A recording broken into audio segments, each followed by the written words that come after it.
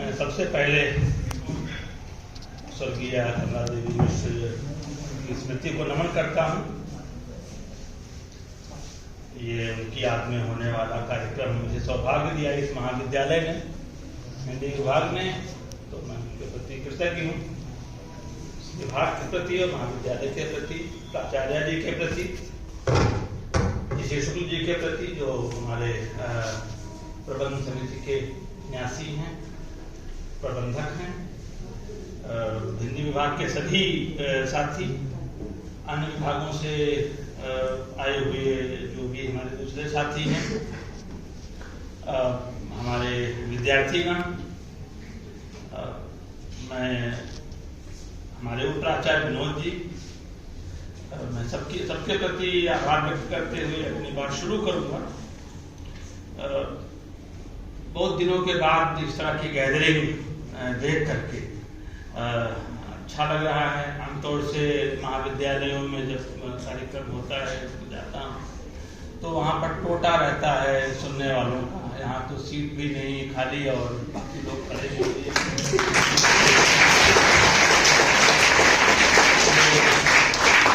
College के अनुशासन को और विद्यार्थियों की उत्सुकता और जो जिज्ञासा वृत्ति है उनमें उसको दिखाता है। कुछ लोग बहुत दूर से आए होंगे और कुछ को कहा गया होगा कि नहीं चलिए।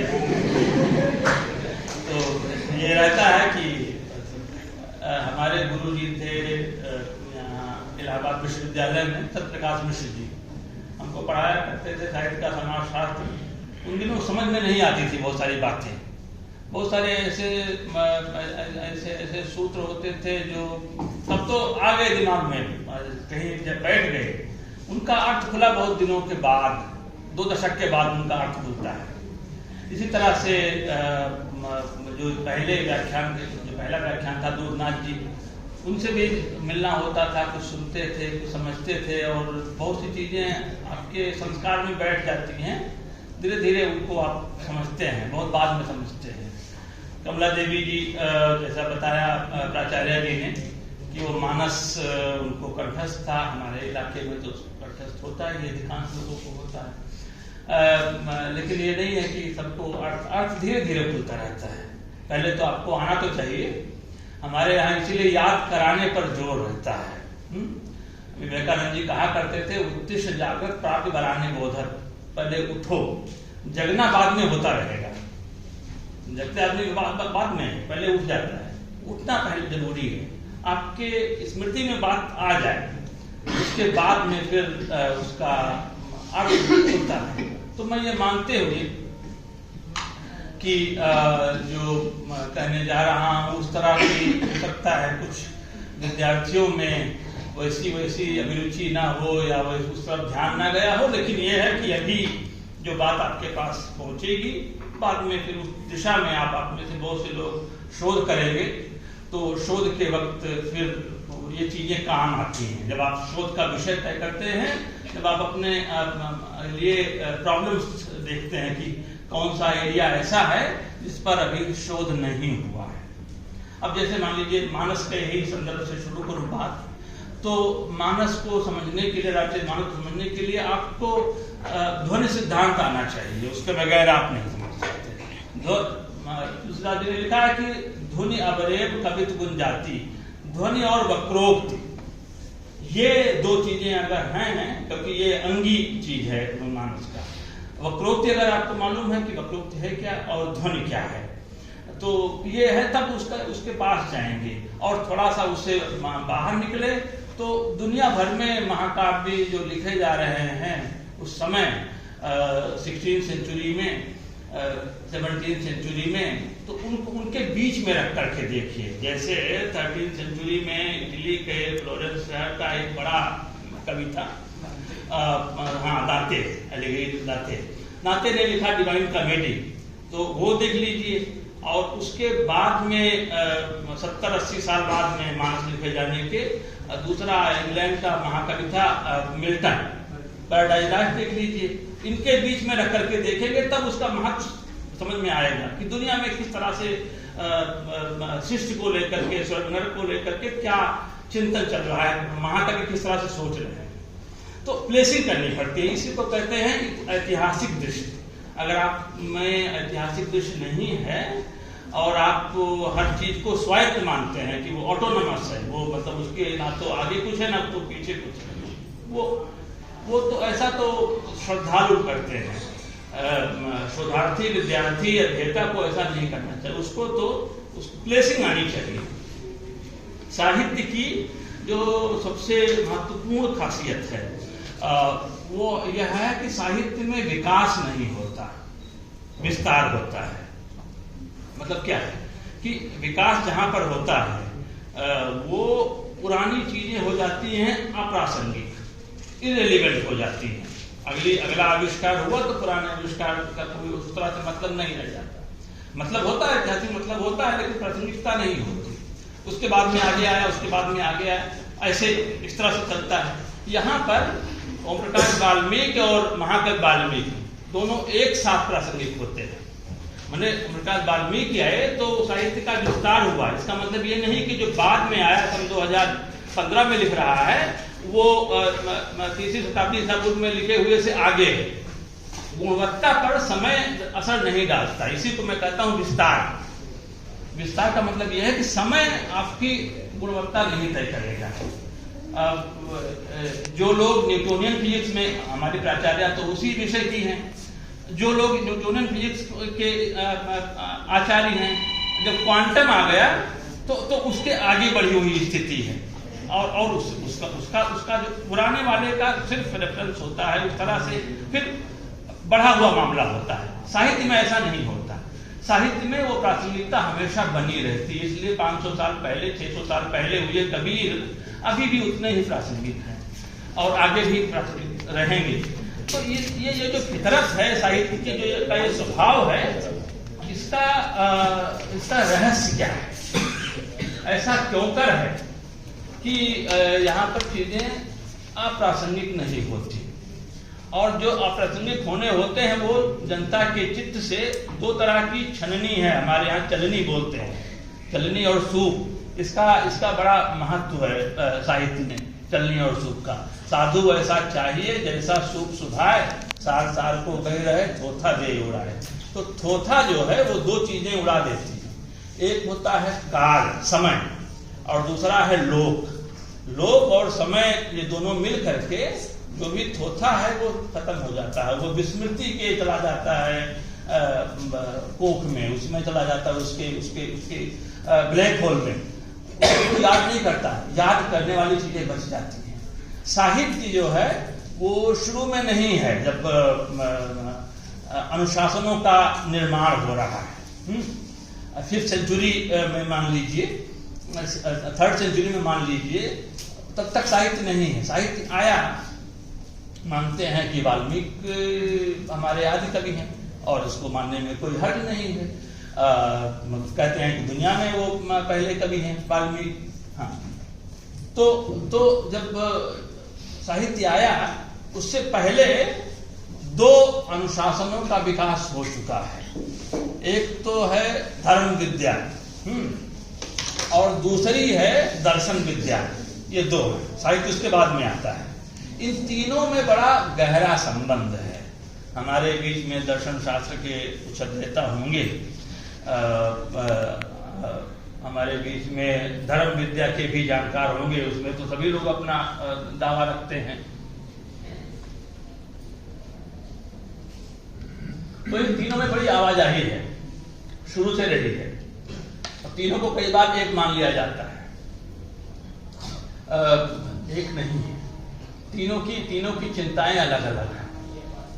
जो जिसको कहते हैं ना कोर कंसर्न, केंद्रीय चिंता, तीनों की अलग अलग है। धर्म विद्या की जो केंद्रीय चिंता है वह है सृष्टि के रहस्यों को समझना।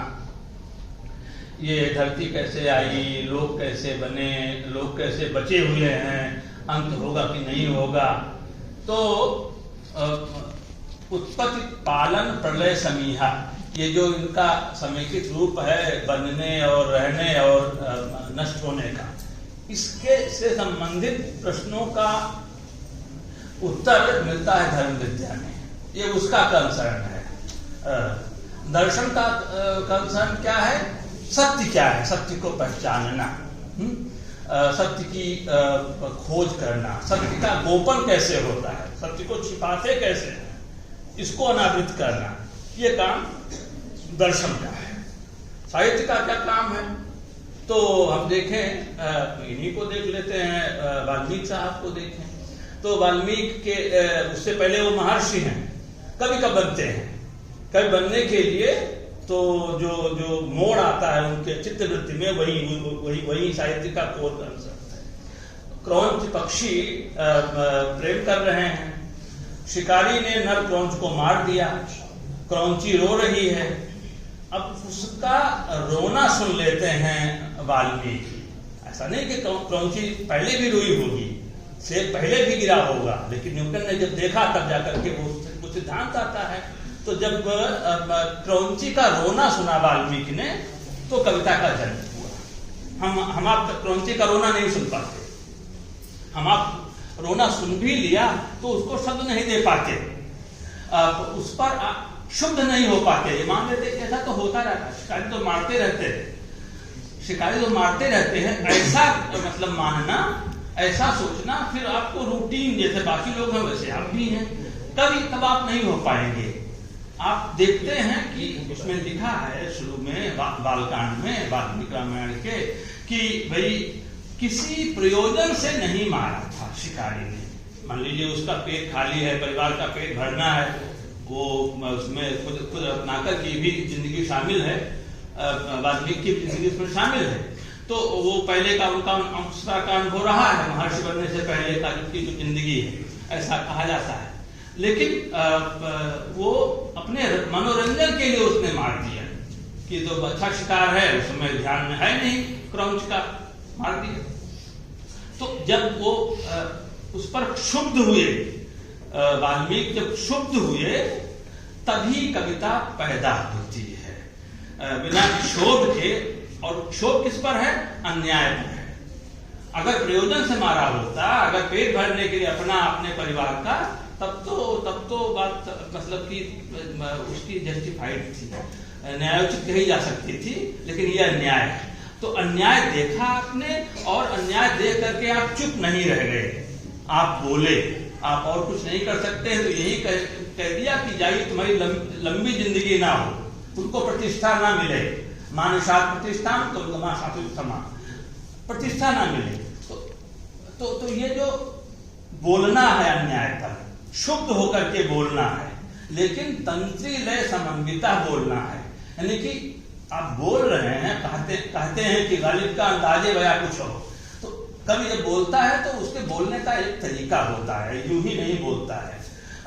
पाद बद्धो अक्षर समा तंत्री लय समन्विता, उसके 4 चरण हैं बोलने के। जो अनुष्टुप में बात आई, तो अनुष्टुप के 4 चरण हैं, चारों चरणों की मात्राएं तय है, उसकी लय तय है। ये जो पूरा सिस्टम है कविता का, जब उसमें वो बात, वो क्षोभ ढला, तभी जाकर के कविता बनती है। मतलब मूल चीज है क्षोभ, लेकिन क्षोभ से कविता नहीं बन जाती, उसके लिए आपको एक प्रोसेस से गुजारना होता है। वो काव्य का प्रोसेस है, वो कविता की निर्माण की प्रक्रिया है, उसको समझना जरूरी है। वहां से पूरा आप देखिए, वाल्मीकि से लेकर के और 2022 तक का जो साहित्य का क्रम है आगे बढ़ने का, उसकी जो यात्रा है, उस यात्रा में युगांतर कई आए, और जब भी बदलाव हुआ है, साहित्य में नया युग आया है, तो आप उसको परखिए कि नया युग कब आता है, कैसे आता है, नए युग का आने का कारण क्या होता है। तो ये चीज साहित्य इतिहास हम लोग पढ़ते पढ़ाते हैं, हमको जानना जरूरी है कि साहित्य की दुनिया में नए युग का अवतरण तब होता है जब न्याय संबंधी दृष्टि बदलती है। अन्याय की अगली परत समाज, विधिवेत्ता और साहित्यकार समझते हैं, तभी साहित्य में युगांतर होता है। जब भी मतलब अन्याय होता है, हम अन्याय के कारण को नहीं जानते, जब जान लेते हैं तो मालूम हो जाता है। वाल्मीकि के यहाँ देखें कि क्रौंची के रोने पर तो वो क्षुब्ध हैं, लेकिन शंबूक वाले मामले में उनका क्षोभ नहीं दिखाई देता, तो वहां तक वो नहीं पहुंचे हुए हैं उनके लिए। लेकिन जब सीता का निष्कासन होता है, उस पर उनका क्षोभ देखते हुए बनता है। जेंडर जस्टिस को लेकर के जो राय है, और वो भी ग्रे एरिया है, शंबूक वाला ग्रे एरिया है, बहुत सपाट नहीं बोलना चाहिए उसमें।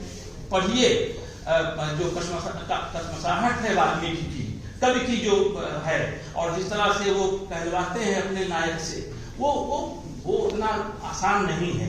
फिर भी मैं कहूंगा कि वो वाला जो एक तरीका है कि आप इस अन्याय को भी पहचाने, वो बाद में उसको पहचाना जाना है, तब तक वो गिवन स्थिति है, तब तक वो दी हुई स्थिति है। बहुत बाद में वाल्मीकि के एक बौद्ध कवि आए, अश्वघोष। अश्वघोष यही अयोध्या के थे, साकेतवासी अपने आपको कहते हैं, और उन्होंने 2 महाकाव्य लिखे, बुद्ध चरित और सौंदरानंद, और उनकी एक बड़ी महत्वपूर्ण दर्शन संबंधी पुस्तक है वज्रसूची। अभी कुछ समय पहले ही हमारे गुरुजी मनोज पांडे साहब का निधन हुआ है। उन्होंने ध्यान दिलाया था कि वज्रसूची को पढ़ा जाना चाहिए। जब आपको अन्याय को लेकर के अन्याय को पहचानने को लेकर के आप उत्सुक होते हैं, तो उसमें वज्रसूची पलट लेनी चाहिए। तो उसमें वज्रसूची में उन्होंने ये बात रखी है कि ये जो अन्याय है एक तरह का रोग है, और इस रोग को जानना, जो निदान होता है ना, डायग्नोसिस, निदान के अगर ठीक निदान हो गया तो रोग का उपचार संभव है। निदान अगर सही नहीं है तो सिम्टोमेटिक ट्रीटमेंट करते रहिए, लक्षणिक चिकित्सा करते रहिए, रोग जाएगा नहीं। वज्रसूची उसी तरह की चीज है कि वो रोग के मूल तक जाती है, पहचानने का काम करती है, और उस अन्याय की जड़ को देखती है। बहुत महत्वपूर्ण है। लेकिन मैं उससे बाद वाले में एक बड़े आचार्य हुए हैं संस्कृत के, मम्मट ने लिखा कि कवियों का तो भाई ये देश ही है भारत की, जो भारतीय संस्कृति की जो खास 2 विशेषताएं हैं, उसमें पहली विशेषता है कि ये संस्कृति कविता केंद्रित है, ये पहली विशेषता है। दूसरी विशेषता है कि यह संस्कृति गुरु केंद्रित है। गुरु की अवधारणा आपको और कहीं नहीं मिलेगी, दुनिया में और कहीं नहीं मिलेगी। मतलब होता नहीं कि वो कौन से तत्व हैं, जैसे विविधता में एकता और दूसरी चीजें हैं जिस पर हम भारतीय संस्कृति को समझते समझाते हैं, वो तो आपको सब जगह मिल जाएंगी। लेकिन ये 2 चीजें ऐसी हैं जो आपको नहीं मिलेंगी। हमारा जो जीवन है वो वेद पढ़ करके नहीं चलता। कोई रामाधुन कर रहा है, मानस का पाठ अखंड कर रहा है, कोई सूरदास को पढ़ रहा है, कोई वाल्मीकि को पढ़ रहा है। ये कवियों को, धर्म भी वो कवियों के जरिए आया है हम तक। तो ये जो संस्कृति है वो कहें कि कविता केंद्रित संस्कृति है, और दूसरा गुरु केंद्रित संस्कृति है। जितने भी परिवर्तन है, जितने भी आंदोलन है, वो सब गुरुओं से जुड़े हुए हैं। और सबसे बड़ा आंदोलन भक्ति आंदोलन है, तो गुरुओं का आंदोलन है। उससे पहले आंदोलन हो चुका है शाहजहां का, वो गुरु का आंदोलन है। लामा हुआ करते थे बौद्ध जगत में, अभी भी होते हैं। तो 3 संकल्प होते हैं, संगम शरणं गच्छाम, धम्मं शरणं गच्छाम, ये चलता है नहीं। उसमें बाद में आप जुड़ा 5th सेंचुरी के आसपास गुरु शरणं गच्छाम, और बाद में फिर गुरु शरणं गच्छाम रह गया कि बाकी तीनों उसमें अंतर्भूत है। तो ये जो गुरु केंद्रित संस्कृति है, ये अलग से विचार का विषय, मैं उसमें नहीं जाऊंगा, ये विषयांतर हो जाएगा, और ये हमारा आज का वो है भी नहीं। तो जो मैं कह रहा हूं कि ये मम्मट ने कहा कि कवियों का तो बहुत कहें कि संख्या बहुत ज्यादा है। उनसे पहले, मम्मट से पहले तो 10th सेंचुरी के हैं, 7वीं शताब्दी में बाणभट्ट ने कहा कि भाई भारत में कवियों की संख्या तय करना वैसा ही है जैसे कि कुत्तों की संख्या तय करना। कुत्ते बहुत ज्यादा है भारत में, होकर बहुत ज्यादा है। मैं बात कहने में थोड़ी हेठी नहीं कर रहा हूँ, क्योंकि मैं उनको उद्धृत कर रहा हूँ। बाणभट्ट को 640 के आसपास लिख रहे हैं, तो 1200-1300 साल पहले कही हुई बात, मतलब उसमें मैं दोषी नहीं हूँ। कहते हैं कादंबरी के शुरू में उन्होंने लिखा, कादंबरी नहीं हर्षचरित के शुरू में लिखा कि संत श्वान युवा संख्या जाति भाजो गृहे भी है। घर घर गली गली में कुत्ते और कई भरे पड़े हैं। श्वान कहते हैं कुत्ते को। तो बहुत ज्यादा है, तो उसमें कौन कभी बचता है, कौन कभी याद रह जाता है। उसके लिए उन्होंने कहा कि कवि को उत्पादक होना चाहिए। उत्पादका न बहवा कवया सर्वायु। सर्व प्राणी है, काल्पनिक प्राणी है, उसमें 8 पांव होते हैं, 4 पांव उठे रहते हैं। उत्पादक माने उठे हुए पांव वाला, जिसको आज की भाषा में कहें प्रगतिशील। प्रगतिशील है वो बचा रहेगा, बाकी सब खत्म हो जाएंगे। तो ये तो बाणभट्ट का कहना है। लेकिन ये कहते हैं, मम्मट कहते हैं, और काव्यशास्त्री है, बड़े काव्यशास्त्री, उनके बगैर तो आप काव्यशास्त्र का खागा भी नहीं समझते, साहित्य शास्त्र नहीं, उसमें आपकी गति नहीं। उन्होंने कहा कि नियतिकृत नियम रहिताम, ये जो कवि है वो वही बचता है जो नियत के नियमों से अपने को मुक्त कर सके। अब नियति को लेकर के बड़ा विमर्श है, मैं उस विमर्श में भी नहीं जाऊंगा, वो उसमें मेरी कोई गति नहीं है। लेकिन नियति का एक मतलब है धर्म, ईश्वर, जो उन्होंने तय किया, जो विधना ने लिख दियो, छठी रात को अंक, राई घटे न तिल बढ़े, रहुरे जीव निसन। तो एक तो वो है विधाता, विधना है, वो नियत तय करता है। दूसरा उसका मतलब है कुदरत, प्रकृति। भाई प्रकृति ने एक हमको भूमिका दी है, हम उसके बाहर नहीं जा सकते। फसल कटी पड़ी थी खेत में और अभी बारिश हुई, सारी फसल खराब हो गई, बह गई। अभी 2 महीने पहले, 1 महीने पहले की बात है, जो इस बार तो लेट बारिश हुई ना, और उसने बहुत नुकसान किया। तो ये भी एक नियति है, जो कुदरत है, जो प्रकृति है। और एक नियति जिससे हम रोज जूझते और झगड़ते और समर्पण करते हैं या प्रतिरोध में खड़े रहते हैं, वो है राजसत्ता। वो भी हमारी नियत तय करती है। हमको अपना नमक खाना है और सरकार की तरफ से आया कि अपना नमक नहीं बना सकते, ना?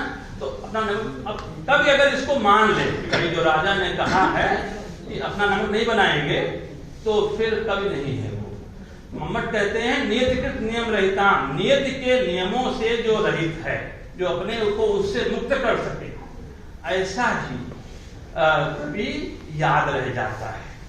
बाकी तो कभी समय के प्रवाह में आते हैं और चले जाते हैं, उनको कोई याद नहीं करता। इसलिए उन्होंने कहा कविता के प्रयोजन है। कविता के प्रयोजनों में उन्होंने जो कोर में रखा, केंद्र में रखा, 6 प्रयोजन है, आप जानते हैं। और एक पेपर ही होगा आपके 3 साल के बीच में, काव्यशास्त्र है ना, तो उसमें काव्यम यशसे अर्थकृते व्यवहार विदे, है ना। तो उसमें व्यवहार विद क्या है, व्यवहार क्या है?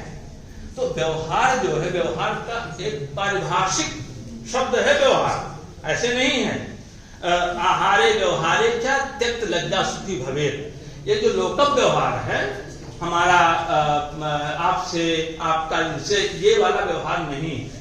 पारिभाषिक मतलब कि उसका लोक में एक अर्थ होता है, लेकिन मतलब उस विमर्श में दूसरा अर्थ होता है। तो व्यवहार का मतलब होता है मुकदमा।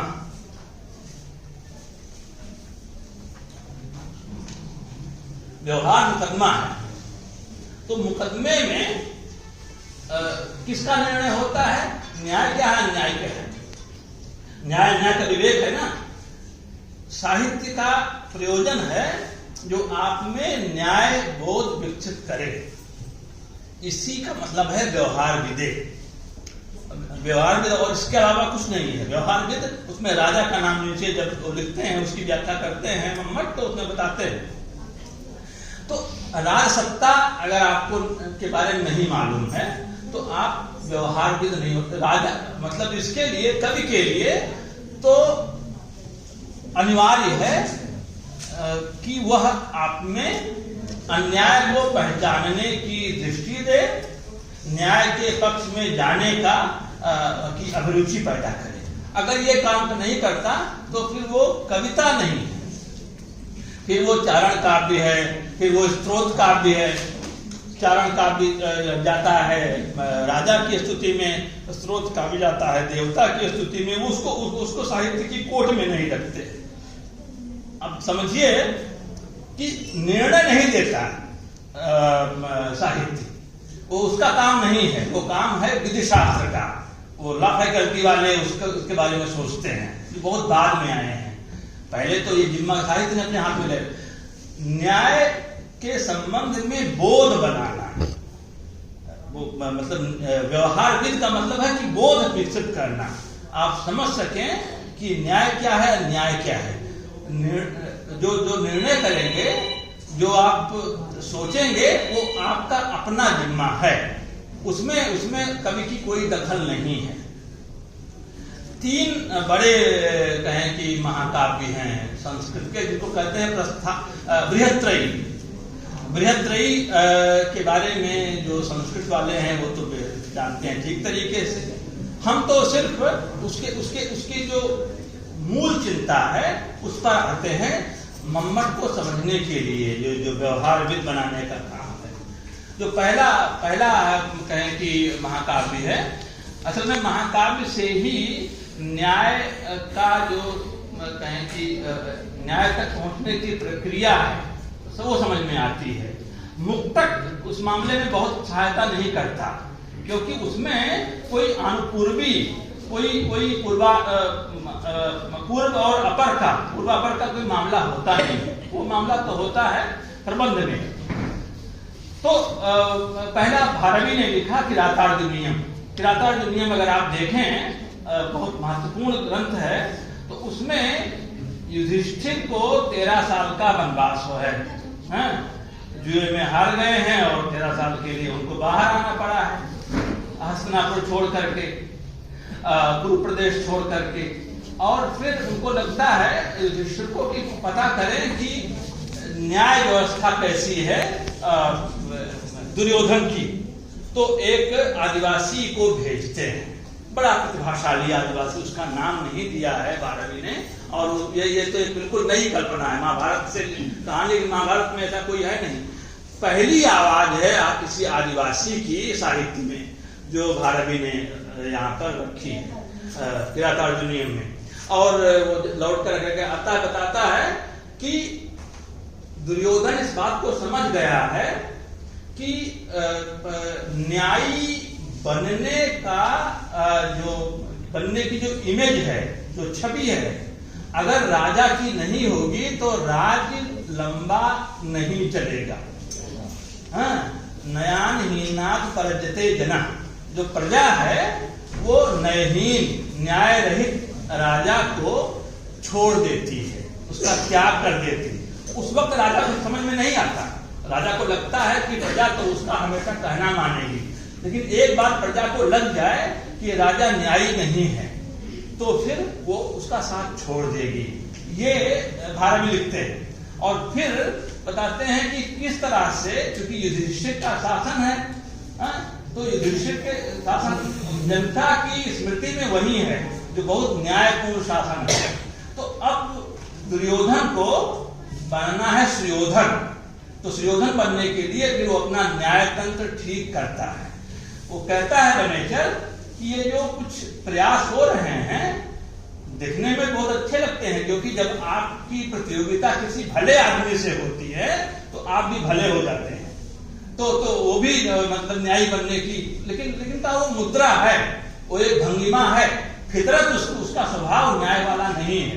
इसलिए आज नहीं तो कल ये भेद खुलेगा, इस बात को समझता है। इसलिए उसने अपने आसपास बहुत घेरा बना रखा है, अपने सुरक्षा कर्मियों का बहुत उसमें रहता है, बहुत सिक्योरिटी में रहता है। और अक्सर दुशासन को सौंप करके वो यज्ञ करता रहता है, क्योंकि यज्ञ से जाता है मैसेज कि राजा तो बहुत धर्मात्मा है, युधिष्ठिर जैसा। लगभग ऐसी ही स्थिति एक दूसरा नाटक लिखा गया 2nd सेंचुरी में, रुद्रक ने लिखा मृच्छकटिक, इसमें भी यही है। वहां का भी राजा नंबर 1 का अन्यायी है। पालक नाम है और नाम के बिल्कुल उल्टा। वो मतलब जैसे कोई बोल रहा है, उसके राज्य में कोई बोल और युवा है और उसके बोलने में राजा के प्रति समर्पण नहीं है तो वो उसको उठवा लेता है। आप खोज करके लाइब्रेरी में आपकी होगी ये रचना मृच्छकटिक पढ़िए।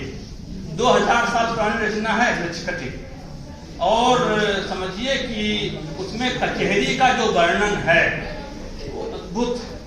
तो वहाँ राजा पालक भी, उसका जो साला है वही गृह मंत्री है, तो उसको सब कुछ सौंप दिया है। उसने यज्ञ करता रहता है, मैंने धर्म का दिखावा करता है, और मतलब जैसे ही कोई बोलता है वो उसे उठवा लिया। 1 हफ्ते में उसको सजाए मौत। उसके चाल जो है वो बदगृह हैं और भरे रहते हैं लाशों से, सबको दिखा करके मारता। और उसी में फिर जनता की क्रांति होती है। दुनिया में पहली रचना है मृच्छकटिक जहां पर राज क्रांति हुई है, विप्लव हुआ है और राजा मारा गया। हम जिस परंपरा के वारिस हैं, बड़ी उज्जवल परंपरा है। न्याय को लेकर के लिखा है शूद्रक ने, नय प्रचारम व्यवहार दुष्टाम, कि मैं ये जो लिख रहा हूं वो नय के प्रचार के लिए, न्याय के प्रचार के लिए, व्यवहार दुष्टता जिसको कहते हैं, मुकदमे में जो धोखाधड़ी होती है उस धोखाधड़ी को उजागर करने के लिए लिख रहा हूं। चारुदत्त उसका नायक बताया जाता है इस नाटक का। तो चारुदत्त का प्रेम है बसंत सेना से। तो लिखा है शूद्रक ने कि ये जो मैंने प्रेम कथा लिखी है, प्रेम कथा लिखना मेरा साध्य नहीं है।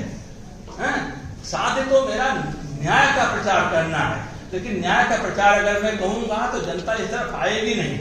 सत्संग में आप पहुंच जाते हैं और कोई जनरल जस्टिस पर कोई लेक्चर हो तो कभी नहीं जाएंगे।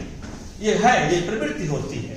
तो ये कह रहे हैं शूद्रक कि मैंने तो अपनी रचना को श्रृंगार की तरफ इसलिए मोड़ दिया है कि वह जो है वो जनता, पाठकों को, दर्शकों को अपनी तरफ खींच ली। बाकी मेरा और उद्देश्य नहीं है। उद्देश्य मेरा न्याय व्यवस्था को दर्शाना है। उसके 9वें सर्ग में एक बहुत महत्वपूर्ण श्लोक है जिसमें कचहरी की तुलना समुद्र से की गई है। समुद्र में मगरमच्छ होते हैं, घड़ियाल होते हैं, तरह तरह के सांप होते हैं, तरह तरह के मांसाहारी पक्षी होते हैं, जलपाई जानवर होते हैं। कचहरी का भी वही हाल है। बहुत बहुत बहुत कहें कि शानदार श्लोक उसमें एक है, आता है, और उसमें कहते हैं नीतिक क्षुणम कथम तदाजकरणम हिंसई समुद्रायते।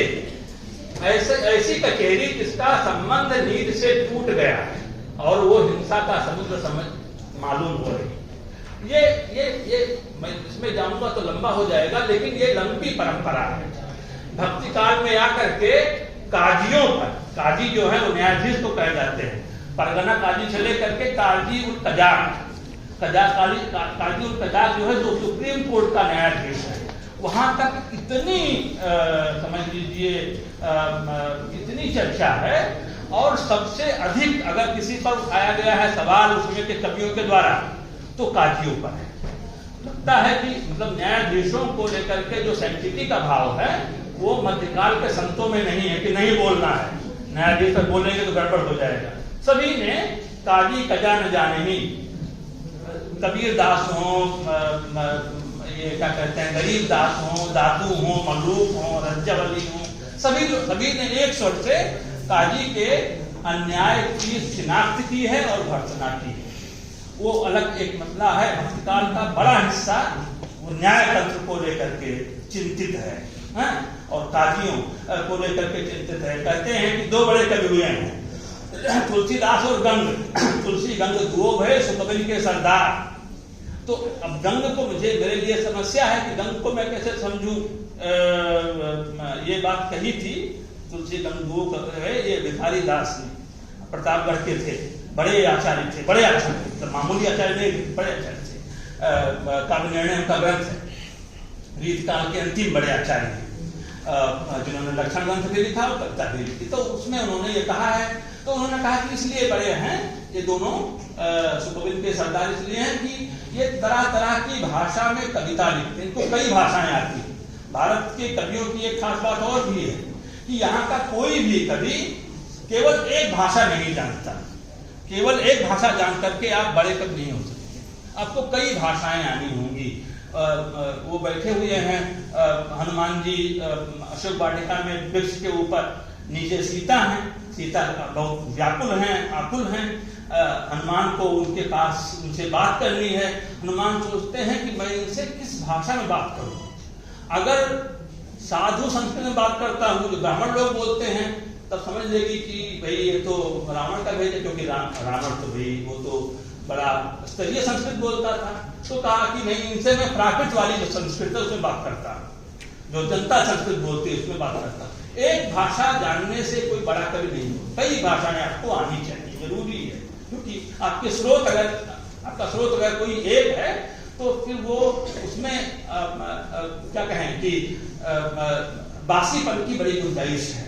इस बात को विटगेस्टाइन जो हमारे बड़े आचार्य थे, भाषा शास्त्री जो फिलोसफर दोनों भाषा के फिलोसफर थे, विटगेस्टाइन ने इसको पहचाना था। फिलोसफिकल इन्वेस्टिगेशन उनकी बड़ी अच्छी किताब है, हिंदी में उसका अनुवाद है, वो वाली अंग्रेजी अनुवाद पढ़ना कठिन है, लेकिन हिंदी वाला बहुत अशोक बोरा ने किया है, बहुत अच्छी किताब है। और इस बात को समझने के लिए तो उन्होंने ये बात कही है कि एक स्रोत अगर आपके पास है तो बात नहीं बनती। कवि के लिए तो कई स्रोत, कई भाषाएं आनी चाहिए।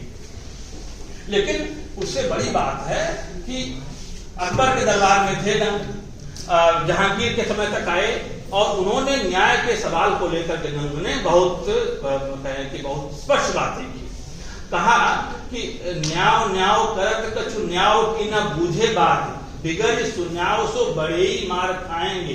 बादशाह तुम बहुत न्याय की बात करते हो, न्याय क्या है जानते ही नहीं। न्याय का मतलब है दीनन को जाने नहीं, जो दीन हैं, जो वंचित हैं, जो गरीब हैं, उनको जानना, उनके लिए सोचना, उनके लिए नीति बनाना, इसी को न्याय कहते हैं।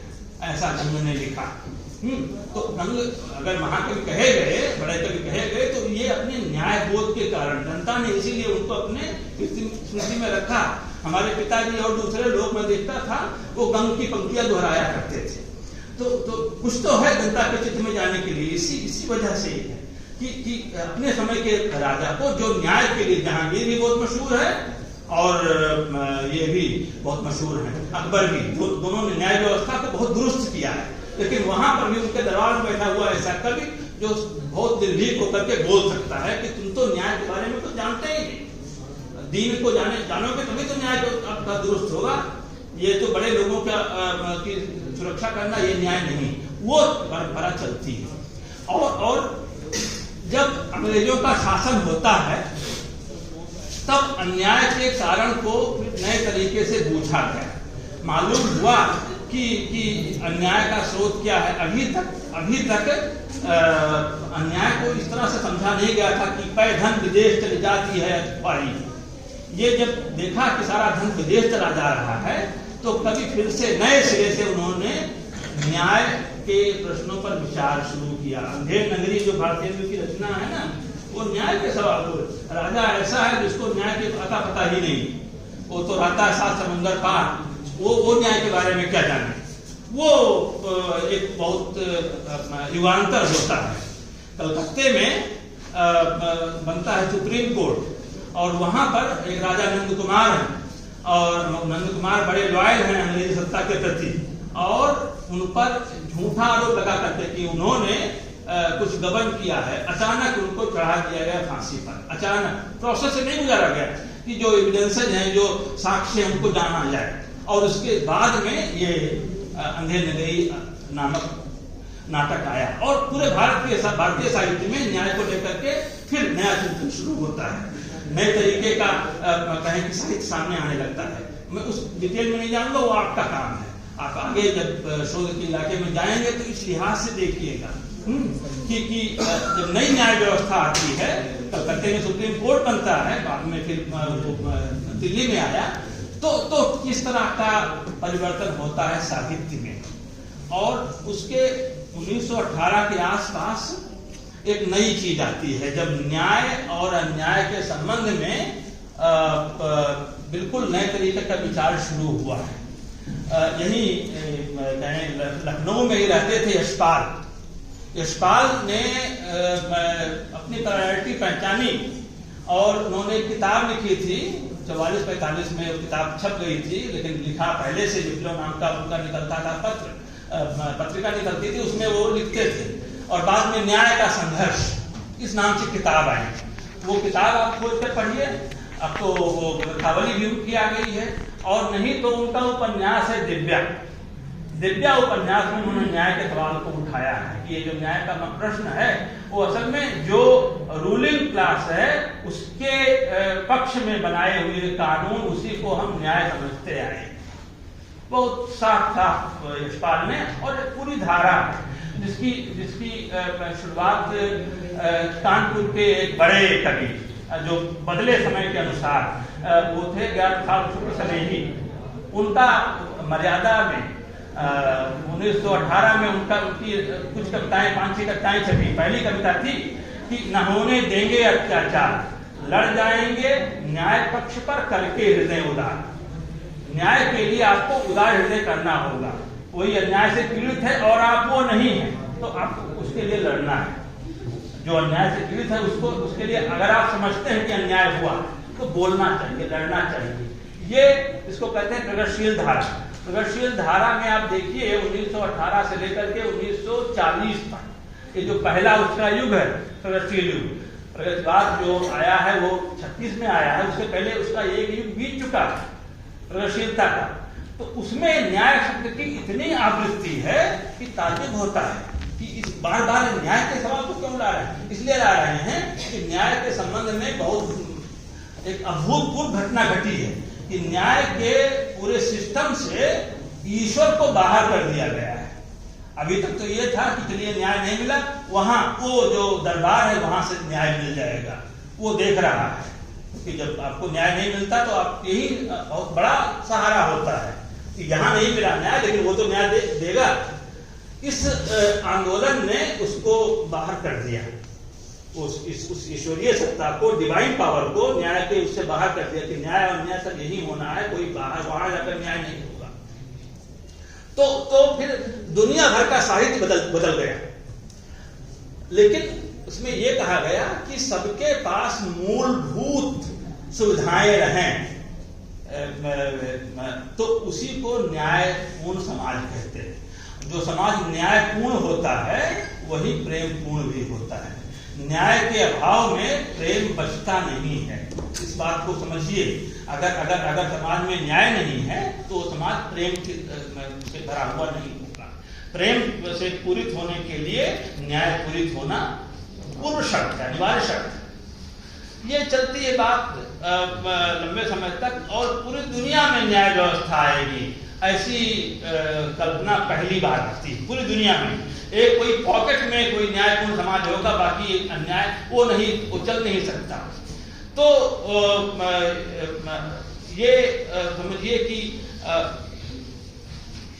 अलग अलग जगहों पर न्याय की आवाजें उठी, कवियों ने उसमें अगुआ भूमिका अदा की। लेकिन 1970 के आसपास, 70 से लेकर के 90 के बीच में दो दशक हैं, उसमें अस्मिताओं का उभार होता है। अस्मिताएं ये कहती हैं, वो दलित अस्मिता है, आदिवासी अस्मिता है, स्त्री अस्मिता है, और भी अस्मिताएं हैं कि जब दुनिया में न्यायपूर्ण व्यवस्था आएगी तब आएगी, हमारा अन्याय, हम पर होने वाला अन्याय सबसे बड़ा है और हमारे लिए अलग से व्यवस्था होनी चाहिए, हमारी आवाज को अलग से पहचानना चाहिए। तो इस कहे की आधार पर ये अस्मिताएं सामने आती हैं कि हम पर होने वाला अत्याचार, दलित अस्मिता ने कहा कि जातिगत अत्याचार, स्त्री अस्मिता ने कहा जेंडरगत अत्याचार, आदिवासी अस्मिता, इस तरह से जो ये सारी अस्मिताएं आती हैं ना, तो इन्होंने कहा कि नहीं, हम पर होने वाला जो अन्याय है वो सबसे बड़ा है, प्रायोरिटी तो अपने बदलिए और हमारे वाले अन्याय पर आप आइए, इसको ठीक कीजिए, तब हम अब दूसरे के बारे में दुनिया बदलेगी तब बदलेगी, तब तक हम इंतजार नहीं करेंगे। इससे जो है न्याय संबंधी दृष्टि बदलती है, तो पूरे भारतीय साहित्य में एक नया पट परिवर्तन, एक नया युगांतर हम देखते हैं। ये पूरा विकास क्रम है।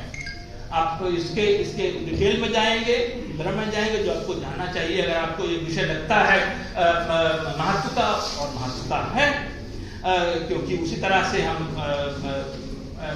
अपना जीवन चलाते हैं, न्याय व्यवस्था हमको करती है नियंत्रित। तो मुझे लगता है कि आप साहित्य को देखने का, समझने का, बुनने का और उसमें शरीक होने का एक रास्ता बनाएंगे। मुझे मौका दिया, बातें बहुत सी होती हैं लेकिन कुछ छोड़ना पड़ता है। मैं महाविद्यालय के प्रति, हिंदी विभाग के प्रति पुनः अपनी कृतज्ञता जाहिर करता हूँ। शुक्रिया।